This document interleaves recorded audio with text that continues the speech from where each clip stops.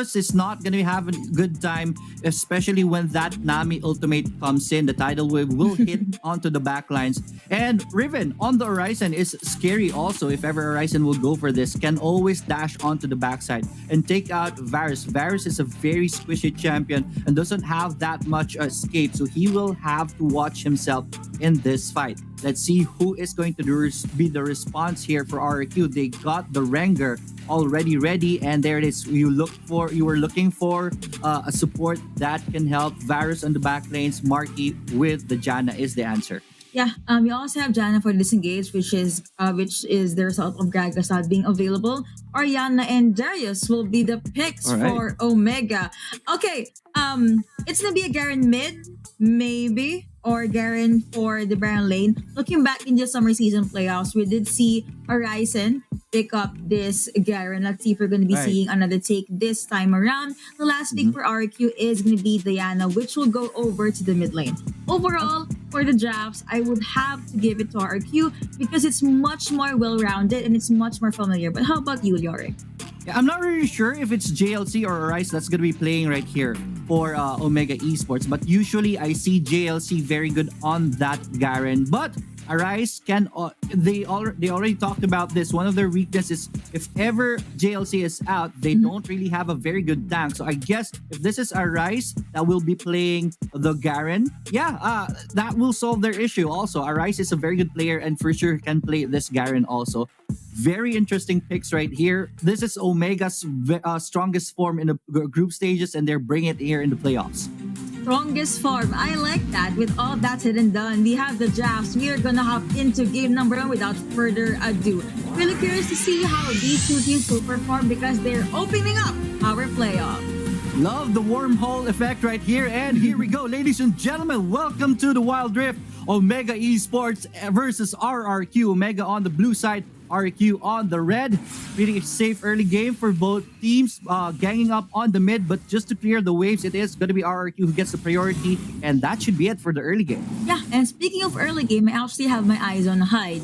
This guy, if you remember, day one into the fall season regular season, he was able to get a triple kill in the early game. And as a team that's running their Renekton lineup, that's something you would want. Problem here though is you now are up against Arise, arguably one of the best Baron laners in the league. Will he be able to get the early game, or will he have to surrender to Horizon?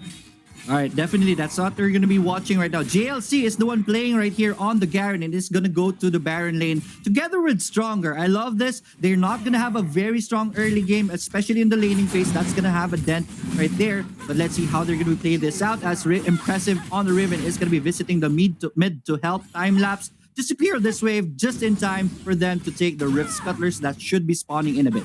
Yeah, Crescent Strike was used to at least zone out the members from Omega there, which just pushed them to play a tad bit more conservatively looking back into the Dragon lane. I mean, this is the lineup that Omega showed us in the last few weeks of our regular season in the fall. They don't have an ADC. They are just going to rely on time-lapse on this Oriana and see what's going to happen. Well, Impressive is all about the assassination jungler. So you're going to have a crit build Riven. I'm betting my money on that. But yeah, it's still it has a lot of win conditions to be met. But looking at the team, this is Omega. They'll be able to pull this off. Yes, definitely. And I love what Impressive is doing here right now. He just took down a ward right there at the top side river. This means that they really want to make this Baron lane work. Without that ward available, he can always go up and give a good head start for this crocodile. Or no, it's Horizon on the top lane. So it will be a very hard lane for Horizon if ever no help is going to be coming in, especially going up against that croc. But rotations from Riven should ease that out. That's one of their weakness of this game. We want to look at it later on. Yeah, and looking into the Dragon Lane matchup here, a lot of folks actually, both from Nami and from Jana, but I guess RQ, they have the slightly just because Marky is using this Ferris. Again, long range damage type, enough to actually put a lot of damage onto GLC. In the early game, of course, Garen will not be that tanky. Yes, definitely. And I love that from our Q. The virus spokes is gonna be key during the clashes. You don't really wanna face Omega Esports head on, knowing that they have tanky champions, they have the Garen, they have the Darius, and then they have Oriana to put shields and go for the shockwave. So that virus spokes is gonna be crucial during the team fight. Spoke everyone down before you really pull the trigger for the fight. And that's the game plan of RRQ. Let's see if they can execute that later on as Chaz is going to rotate on the top side, going to set up for a gank right here. Maybe, or he's just gonna wait, see if Hyde will be able to lure Arisen into the side. You have Nakshan Guillotine available for Arisen. Nope, the upper is not gonna connect. There it is, and he jumps in. The stun is going to connect onto Dire's Horizon. Will try to run, but man, it's too late. First blood taken by RRQ. A lot of summoner spells also being used by Arisen in that fight. It was 2v1. Early game, yes, he does have the ultimate, but the fact that the stun connected, it was too much for him. And another kill at the Dragon Knight. All right, the God Kings are falling one by one as Garen goes down. JLC is already out just in time for the Rift Herald. But the spawn timer is very fast at this point, so they can still respond. But nonetheless, RRQ with a 2-0 lead in the early game. They're not done yet. Wow. There is a clash for the Rift Scuttler right here. Impressive, very low, but will Clutch take those fruit? And he's going to be okay. This smells bad because the fact that you do not have your jungler by the time the first dragon spawns, it's going to be a lot of advantage for our side. Omega, they could and they should just try to get rather the Rift Herald. All right, this is new for RQ. They went in for the Dragon. They still have a very strong case to take the Rift Herald, and they're already making a beeline towards that. Rift Herald is already half HP down. Let's see who pulls the trigger right here. Root is going to be connecting onto Timelapse. Timelapse is down. Rift Herald is still available, and Blue Team will take it, but at what cost? Here comes the pain train by RRQ. Impressive, has a big target on his back, and he goes down 4-0 RRQ. I said this earlier, but goodness me, as on this Rengar, very scary, but they're not enough. All right, Stun is going to be connecting onto Horizon once again, but will find an escape for a bit, but not for too long. Nami will send out the tidal wave right there to help the teammate, but it's already too late. They will get one as Hyde is going to go down, but nonetheless, RRQ is just firing on all cylinders right now. Very much. 25 on the scoreboard, goal lead in favor of RQ. Again, the fact that they were able to get the first dragon means a lot. And the fact that if we're gonna compare the junglers, Chaz is roughly 1k goal lead above impressive. Impressive, Ariven, he needs a lot more items to be able to get those skills into the map, into his team. And Chaz on this rank are being ahead say something because if you're gonna look at the main damage dealer for Omega, it's Timelapse. And what is he using? Oriana. He is very, very squishy, especially without the shockwave and the command protect. So the fact that Chaz can just jump right at her face, I don't know, I guess that's just a lot of good things in favor of R2. However, still pretty early, Omega can still make things happen. Yes, definitely. There is a 2k gold lead in favor of RQ. Let's see if they're going to be able to balloon that as the tornado will miss right there from Hex. This is going to be troublesome for the Dragon laner still. We saw that RQ is dominating this Dragon lane. GLC though, at a good spot right here, is going to start with the spin and the silence right there. Hex will send out the ultimate to stop everyone. Root is going to connect. Courtesy of Marky. That's big Varus ultimate right there. Tidal Wave is going to be committed just to survive as it is Chaz who goes down first, but JLC will be traded right here, 1-for-1 so far, and I think that's gonna be it for that fight. Yeah, that was a good Lunar Rush from Helios, being able to protect his teammate, and Skin of Corruption has been used on Impressive. He got out with just the skin of his teeth, by the way, even though Timelapse used the command protect on the jungler. It worked well for Omega. On top of that, they were able to take down Chaz. Yes, but this bottom turret is taking a lot of pounding right now. One chip down, make that 2 plates down on this mid, and they're not stopping it. RQ is a strong case to take this down. 130 done. That is first turret of the game taken by RQ. Never mind, the Rift Herald is going to be spawned onto the mid. We'll go for that mid turret, and that is already very low. Diana sends out the ultimate. That is big for Helios right there. He comes to follow up, but it is Riven who goes down first. So does Chaz, 1-for-1 so far. Let's see who. Hyde!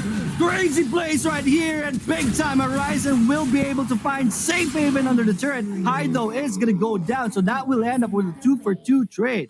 A bit of an overextend from Hyde there, to barely stronger with the ebb and flow, was able to help Ryzen get that kill. Overall, that was actually a really good initiate for RQ, but I believe they shouldn't have pursued to try and take down Ryzen. I mean, that's a Darius. Apprehend, has damage over time. That's Mhm. scary. Yeah, I guess it was just a miscalculation of the DOT from onto the Hyde side. But yeah, Hyde did a good play right there, but just got a bit too aggressive and did pay for his life. JLC is has seen on a rotation right here as Cloud Drake is gonna be spawning next 3 seconds of the game. Everyone is already headed towards the pit areas. That is where the party is gonna be. Diana is sees this and he is gonna smell that from afar. Rift Scuttler is gonna be taken. Cloud Drake will be up for grabs. First dibs by Omega Esports. Here comes RRQ and they don't want to give this one up. Dragon already half HP down and I think this is go time, my friends. Let's see who goes in. It is going to be Chaz on that Rengar and the fight is on. Dragon is taken and stolen by RQ. That one's big. Omega Esports just butts out of there and they don't want to fight at this point. Mid-turret now is going to be the focus of Omega Esports. Here comes everyone and impressive. It is in a tight spot. Will be able to jump away but will be chased right here. Will he be taken? Impressive. Goes for stun. Let's see, one more poke and he goes down. That ends up 5-9 in favor of RRQ with the Cloud Drake on top of it. Very good skill coming in from Chaz, and I believe impressive in that moment, that 2v1. He had no choice but to receive the death penalty because, as you can see, Renekton and, of course, that Diana, very good chase potential, has stuns as well, but looking back his Dragon Lane. Oh, this is under the turret right here.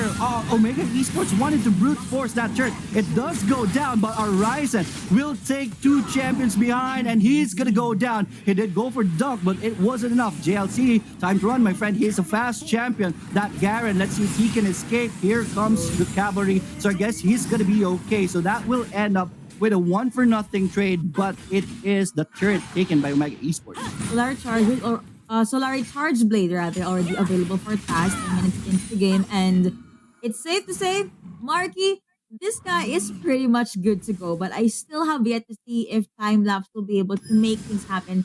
He needs to be able to do the setup.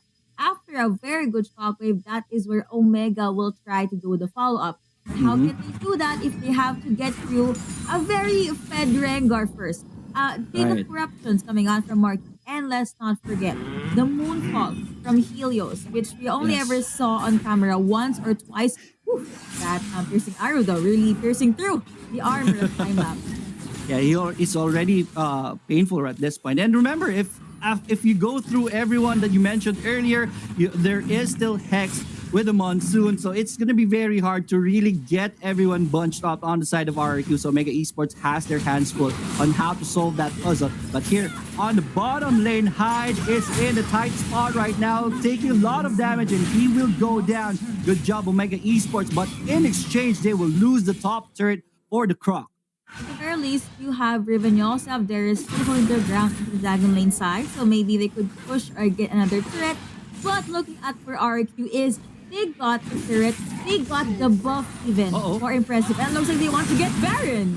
Yeah, under the noses of Omega Esports. I don't think Omega Esports knows about this. That should spot the take on the Baron. So now everyone from Omega Esports should start their march through here. But it is too late. This one is a fast Baron. That was a big take right there. But RQ, next level play right there. It was. I think Omega did not have the vision there, or they decided to just let it go. But at the very least, they could have traded something the map. Maybe a kill, maybe even a buff or a turret. But no, it was just RQ being able to cement the current lead that they have, which ballooned to 5K. Still though, Omega Esports, they just need to have, or rather win one good fight. Possibly take down Marky, which is very confident this time around. The longer it takes, the more damage that Arrow has. Yes, this is RQ playing to their win condition right now. Marky pokes everyone out before they really pull the trigger on the fight. Well, tidal wave is going to be used right here, flanked by Impressive. It's going to be on point, but Hex is there. That's what we're talking about. The Monsoon saving everyone in the position, and the fight is on. Chaz onto the back lines, and he's not done yet. Time lapse, run for your life, my friend. He is going to be able to do so under the turret. The Chaz is still very healthy at this point. Double kill for the cat, and this is trouble for Mega Esports as two champions is already dead. 2v4. Hex did go down onto Rex RQ side, but RQ's not done yet. Bottom turret is gonna go down fast. Remember, RQ has the Baron buff, and they're gonna go for the mid turret. Only two champions left to defend this one. I guess this is a strong RQ push. Very much. 1-3 in favor of RQ. That was overcommitment from Omega Esports. 1v1 here though. Okay, Hyde will be able to survive that one. Got the stuns coming through, and I told you, the longer the game is, the more painful his arrow gets, and no more threat for the mid lane and the dragon lane for Omega Esports side. That just shows how RQ was able to meet their win conditions, keep Omega in check. And yeah, going back to my point earlier, I'm not sure why they would commit to 3 ultimates and a lot of their resources on Hex, given that he's a support. I mean, yeah, Right. he is the one with the Moonsoon, he's the one with the shields. But the moment RQ re-engaged, Omega Esports had no other choice but to access the game. Yes, definitely. Now RQ is on to the Mountain Drake and wrap this one up because this one's a gift from Omega Esports. That was a very good point that you mentioned earlier. They went for Hex. Hex's biggest use in the team fights is really to use the Monsoon and save Marky. Hex was already finished. Wait, hold that thought. There's gonna be a fight right here. Look at that damage. Time-lapse will be very low and will be chased by Helios right there. And this is bad once again for our Omega Esports. Two champions dead. And I think there's gonna be more. Helios is JLC still already so very low. Uh-oh, there it is. The backlines is gonna be targeted by Impressive right here. But Impressive, you're alone, my friend. Where are you going? He goes down in a body bag already. Only JLC and Horizon left to defend this top turret and maybe the Nexus. Let's see what RQ is going to be doing here. Nexus taking damage right here. 1,000.